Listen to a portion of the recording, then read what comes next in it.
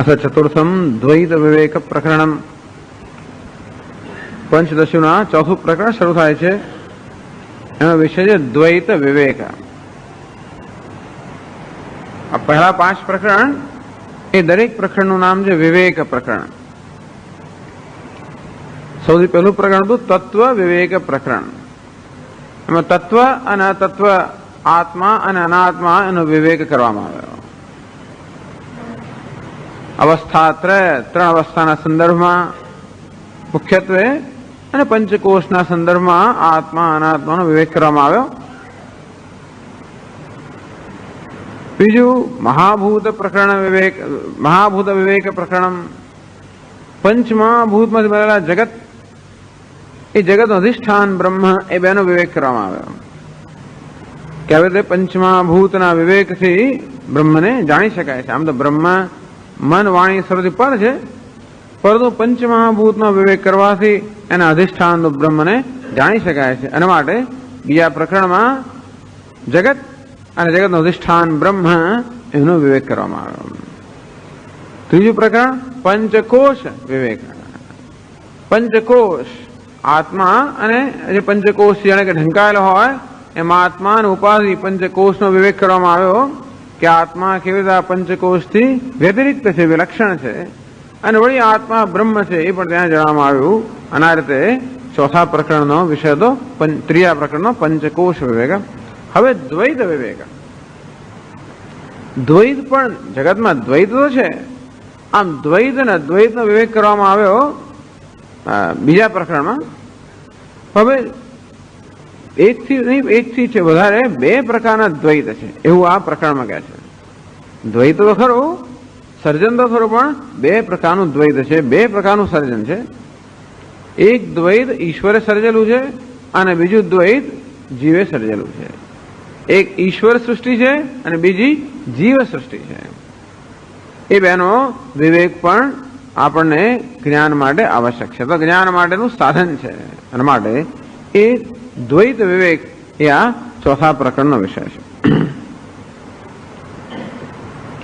એમાં એ ચોથા પ્રકરણના પહેલા શ્લોકમાં ગ્રંથકાર ઈશ્વરનું નામ લે છે. આ પહેલા ઈશ્વરનું સ્મરણ કરે છે અને એ રીતે મંગલાચરણ કરે છે. અભિલષિત દેવતા તત્વ અનુસ્મરણ લક્ષણમ મંગલમ. મંગલાચરણ વિવિધ પ્રકારના હોય છે. એમાં એક મંગલાચરણ છે ઈષ્ટ દેવતાનું સ્મરણ કરવું. અભિલષિત દેવતા, દેવતા એટલે કે બ્રહ્મ, પરમાત્મા, એ પરમાત્માનું સ્મરણ કરે છે. એમ કરીને પરમાત્માનું સ્મરણ એટલે એ રીતે મંગળ, પરમાત્માનું સ્મરણ કરવાથી મંગળ પ્રસરે અને તેથી મંગળાચરણ કરે છે. અને સાથે સાથે આ ગ્રંથ એટલે કે આ ચોથું પ્રકરણ જે છે એનો કયો વિષય છે એની પણ વાત કરે છે. વિષય અને પ્રયોજન, જેને આપણે અનુબંધ ચતુષ્ટય કહીએ. વિષય, પ્રયોજન, અધિકારી, સંબંધ. પણ હવે વિષય અને પ્રયોજન અગત્યના છે. આનો શું વિષય છે અને એ જ્ઞાનથી શું પ્રયોજન સિદ્ધ થશે એ પણ આ પહેલા શ્લોકમાં કહેવામાં આવે છે. એટલે પહેલા શ્લોકમાં કહે છે ઈશ્વરેણાપી જીવેન સૃષ્ટમ દ્વૈતમ વિવિચ્યતે વિવેકે સતિ જીવેન હેયો બંધસ્ફુટી ભવેત.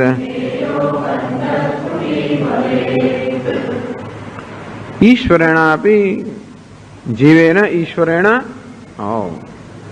જીવેનાપી સૃષ્ટમ દ્વૈતમ.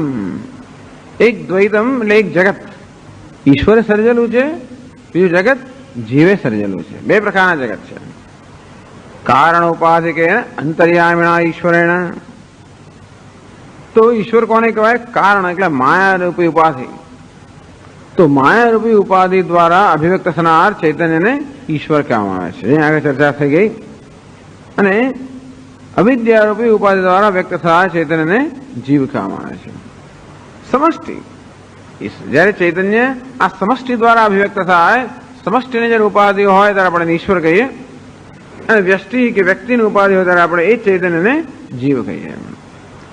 અંતર્યામિણા કારણ ઉપાધિ અને કાર્યોપાધિ, સમષ્ટિ અને વ્યષ્ટિ, માયા અને અવિદ્યા, આ પ્રકારે જુદા નામ આપવામાં આવે છે. તો ઈશ્વર જે અંતર્યામી છે, અંતર્યામી એટલે સમગ્ર જગતનું નિયમન કરનાર, સમગ્ર જગતની અંદર રહીને જગતનું નિયમન કરનાર, જેની ચર્ચા પણ આગળના પ્રકરણમાં આવી ગઈ કે કેવી રીતે જગત ઈશ્વર આ પૃથ્વીમાં સર્વ તત્વોમાં રહીને દરેક તત્વનું નિયંત્રણ કરે છે. એવો નિયંતા, આ જગતનો જે નિયંતા છે, સર્વજ્ઞ સર્વશક્તિમાન જે છે એ ઈશ્વર, એ આ જગતનું સર્જન કરે છે. અને જોડે જીવેના આપી, જીવેન છે આપી શબ્દનો ચ થાય છે. કાર્યોપાધિકેન અહમ પ્રત્યયના, ઈશ્વર તો જગતનું સર્જન કરે જ છે, પણ જોડે જીવ કોને કહેવાય? એ ચૈતન્યને જીવ કહેવામાં આવે છે. કાર્ય ઉપાધિ અર્થાત આ વ્યક્તિગત ઉપાધિ સાથે જયારે સંબંધ જોડાયેલો હોય ત્યારે એ ચૈતન્યને જીવ કહેવામાં આવે છે. જે ચૈતન્ય આ ઉપાધિમાં અહમ એ રીતે અભિવ્યક્ત થતો હોય, એટલે અહંકાર, આ અહંકારના રૂપમાં જે જીવ છે એ પણ એક જગતનું સર્જન કરે છે. આમ જગતમાં બે પ્રકારનું સર્જન છે, એક ઈશ્વર વડે થયેલું સર્જન અને બીજું જીવ અર્થાત અહંકાર વડે થયેલું સર્જન. ઈશ્વરેણાપી જીવેના સુષ્ટમ દ્વૈતમ વિવિચ્યતે, આ બે દ્વૈતનો પણ અહીંયા વિવેક કરવામાં આવે છે. વિવેક કરવાની ત્યારે જરૂર પડે જ્યારે એ વસ્તુ આપણે સ્પષ્ટ ન હોય. ઈશ્વરે શું રચેલું છે અને જીવે શું રચેલું છે એ જો આપણે સ્પષ્ટ હોય તો વિવેક કરવાની આવશ્યકતા નથી. વિવેક કરવાની ત્યારે જ આવશ્યકતા હોય જ્યારે બે વસ્તુઓ પરસ્પર એવી સંમેલિત થઈ ગઈ હોય કે આપણે બેને જુદી ના કરી શકીએ. અંતે રીતે ઈશ્વરે રચેલી આ સૃષ્ટિ અને જીવે રચેલી સૃષ્ટિ પણ પરસ્પર એવા સંમેલિત થઈ ગયા છે. જેમ લોખંડનો ગોળ અગ્નિ પરસ્પરના તાદાત્મ્યને કારણે જાણે બે જ્યાં તત્વ છે આપણે એક જ તત્વ દેખાય કે અહીં જ અગ્નિ છે અને અહીં જ લોખંડ છે, એમ જે આપણે જુદું ના કરી શકીએ, કારણ કે જ્યાં લોખંડ છે ત્યાં અગ્નિ પણ છે. અને તેથી આવી રીતે બે તત્વ જેમ કે અગ્નિ અને લોખંડનો ગોળ, લોખંડ એ બે જયારે એવી રીતે ઓતપ્રોત થઈ ગયા હોય ત્યારે બેનો વિવેક કરવાની જરૂર પડે કે અગ્નિના લક્ષણ શું અને લોખંડના લક્ષણ શું. બે લક્ષણ આપણે જાણીએ તો આને અગ્નિ લોખંડ રીતે ઓળખી શકીએ. અને તે રીતે ઈશ્વરે રચેલી સૃષ્ટિનું લક્ષણ શું અને જીવે રચેલી સૃષ્ટિનું લક્ષણ શું એ જો આપણે વ્યવસ્થિત સમજી શકીએ તો ઈશ્વરની સૃષ્ટિ અને જીવની સૃષ્ટિ એ બેને આપણે એકબીજાથી બુદ્ધિમાં, વિવેક ક્યાં થતો છે? બુદ્ધિમાં એકબીજાથી જુદા પાડી શકીએ. અસ્ય દ્વૈત વિવેચનસ્ય કાકદંત પરીક્ષાવદ નિષ્પ્રયોજનત્વમ વા રહેતી. તું કે શું કામ આવું કરો છો? કાકદંત પરીક્ષાવદ. ઘણી વાર લોકો ચર્ચા વિચારણા બહુ બધી કરતા હોય પણ જેનો કે અર્થ ના હોય. જેમ પેલી કથા આવે છે ને, ગામડાની અંદર માણસ રોજ પોતાના ઓટલામાં બેઠો રોજ સવારમાં બેસીને દાંતણ કરે અને એક ગાય પસાર થતી હોય ત્યાં, એ ગાયના મોટા શિંગડા, બહુ સરસ શિંગડા, એ રોજ આ માણસ વિચાર કરે કે આ શિંગડામાં કેટલી જગ્યા છે, એમાંથી હું પસાર થઈ શકું, આવી વિચાર કરે, રોજ વિચાર કરે. હવે ઘણી વાર આપણે એવો વિચાર કરતા હોઈએ જેનો કંઈ અર્થ ના હોય, જેનો કંઈ પ્રયોજન ના સિદ્ધ થતું હોય. જો કે એને તો વિચાર એવા આવેગમાં આવી ગયો છોડ કે નિશ્ચય કરું આજે તો હું તપાસ કરું કે બરોબર જોઉં કે આમાંથી હું પસાર થઈ શકું કે નહીં. કેટલું મોટું છે આ શિંગડું ગાયનું, એની જગ્યા કેટલી મોટી છે. અને પછી ગાયને ઊભી રાખીને તો અંદર બરોબર બે શિંગડાની વચ્ચે પસાર થવા ગયો અને બરોબર ફસાઈ ગયો. એટલે આવી કથા આપણે જાણીએ છીએ. પછી તો ગાય જે ગભરાઈને દોડીને જે આની આ દશા થઈ. એટલે ઘણી વાર બેઠા ચિંતન કરવું એટલે કે આપણે આ કોનો કે આપણું ભલું કરીએ છીએ એવું કઈ નિયમ નથી. એટલે ઘણું બધું આપણું ચિંતન એવા પ્રકારનું હોય છે જેનાથી કોઈ પ્રકારનો હેતુ સરતો જ ના હોય. ત્યાં તમે શું બેઠા બેઠા ચિંતન કરો છો? ઈશ્વરની સૃષ્ટિને, જીવની સૃષ્ટિ, કાક અદંત પરીક્ષાવત. આ કાગડાના દાંત છે કે નહીં એની પરીક્ષા કોઈ એવી વિચારો. કાગડા દાંત છે કે નહીં? કાગડા દાંત હોતા જ નથી, હું માનું ત્યાં સુધી. અને કાગડા દાંતની પરીક્ષા એટલે જેનાથી કઈ પ્રયોજન સિદ્ધ થવાનું નથી, જેના દાંત છે જ નહીં, હોય તો હોય શું. તેથી જે વસ્તુ જાણવાથી કશું પ્રયોજન સિદ્ધ ન થવાનું હોય એ પ્રકારની પરીક્ષા છે. અને તે રીતે તમે આવી પરીક્ષા કરો કે ઈશ્વરે સૃષ્ટિનું સર્જેલું દ્વૈત કેવું ને જીવે સર્જેલું જગત કયું. કાકદંત પરીક્ષાવત એટલે કહે છે કે નિષ્પ્રયોજનત્વમ, આનું શું પ્રયોજન સિદ્ધ થવાનું છે? એ સિવાય આગળ ચર્ચા તો કહી ગયા.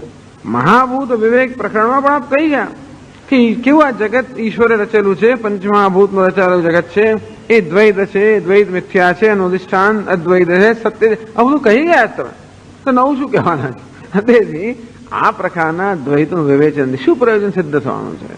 તો કેના પ્રયોજન સિદ્ધ થવાનું છે. એ બીજી પંક્તિમાં કહે છે વિવેકે સદજીવેન હેવ બંધ સ્ફુટી ભવે. વિવેકે સદી વિવેક કરવો અર્થાત બંનેને જુદા પાડવા. વિવેક એટલે વિચ એટલે જુદા પાડવા, બંનેને જુદા પાડવા. તો પછી વિવેકે સદી એવું નથી કે આ વિચાર કે પરીક્ષા નિષ્પ્રયોજન છે. આ બંનેનો જયારે વિવેક થશે અર્થાત તારી બુદ્ધિમાં જયારે ઈશ્વર સૃષ્ટિ અને જીવ સૃષ્ટિ એ બંનેને બરોબર સ્પષ્ટ જુદા પાડી શકીશ તો જીવેશ્વર સૃષ્ટયો દ્વૈતયો વિવેચને કૃતે સતી જીવેન હેવ બંધ સ્ફુટી ભવે. એનું વિવેચન કરવાનું કે પરીક્ષા કરવાનો હેતુ એ છે કે બેમાંનું એક જે દ્વૈત છે હે છે અર્થાત ત્યાજ્ય છે, ત્યાગ કરવા યોગ્ય છે. સમગ્ર દ્વૈત ત્યાગ કરવાની જરૂર નથી, પરંતુ આમાંનું બેનું કયું દ્વૈત તો કે જીવે રચેલું જગત છે એ જીવ સૃષ્ટિ છે એ ત્યાગ કરવા યોગ્ય છે. બંધ સ્ફુટી ભવે બંધ હેતુ દ્વૈતમ સ્ફુટી ભવે.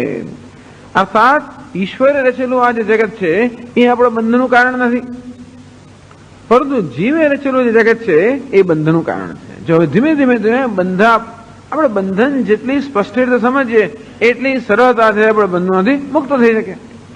બંધનમાંથી મુક્ત થવા માટે બંધનનું સ્વરૂપ આપણે બરોબર સ્પષ્ટ રીતે સમજીએ તો પછી બંધનમાંથી મુક્ત થઈ શકીએ.